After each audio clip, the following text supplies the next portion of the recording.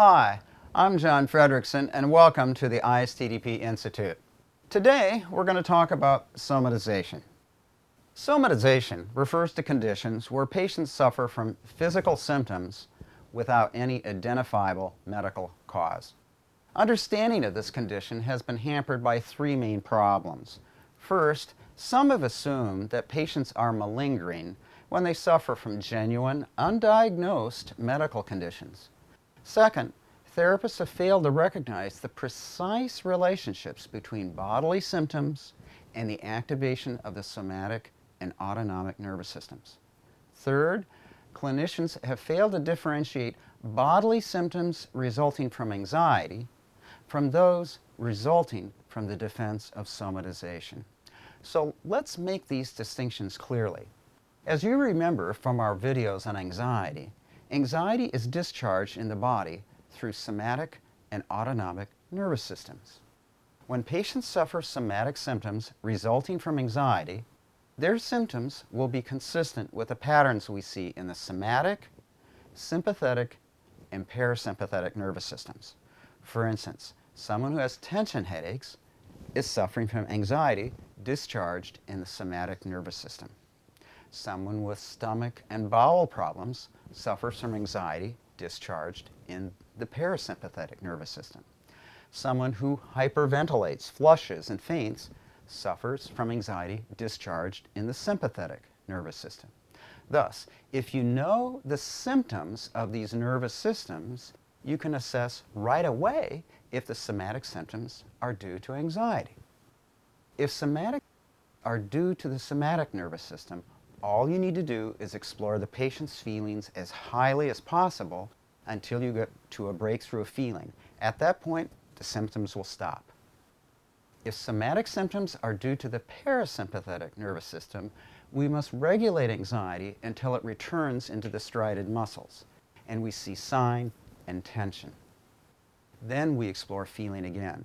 Once symptoms occur again from the parasympathetic nervous system, we regulate anxiety again, and then explore feeling again once anxiety is in the striated system. Each time, the patient can face higher levels of feeling until his anxiety no longer goes into the parasympathetic nervous system and thus those symptoms stop. Now, if somatic symptoms do not fit the symptoms we see in the somatic or autonomic nervous systems, then the symptoms are usually due to the defense of somatization proper. Here, the patient identifies with the object of her rage. For instance, a woman was angry with her fiancé who had betrayed her very cruelly. She suddenly experienced a headache, but she said it was like a line going through her head. Now that doesn't fit any pathway of anxiety from the somatic or autonomic nervous systems. So I simply pointed out that she felt angry with him, but that her head took the hit. This was enough for her to continue exploring her rage. Later, she had a fantasy of taking a shovel and ramming it through his head, exactly where she'd had her headache. As soon as she made that connection, her headache stopped. Then we could point out that when she felt rage towards him, she identified with his body, so that it was her head that took the hit from the shovel instead of his rather. Now, in summary, to treat somatic symptoms that are not medically caused, assess whether they are due to anxiety. If it's anxiety in striated muscles, keep asking for feelings until you get a breakthrough to feeling. Then the symptoms will stop. If the anxiety is in the parasympathetic branch, gradually build the patient's capacity to tolerate higher levels of feeling until his anxiety no longer goes into the parasympathetic branch. If his symptoms do not fit any anxiety pattern, this is probably the defense of somatization, which you'll need to point out and interpret.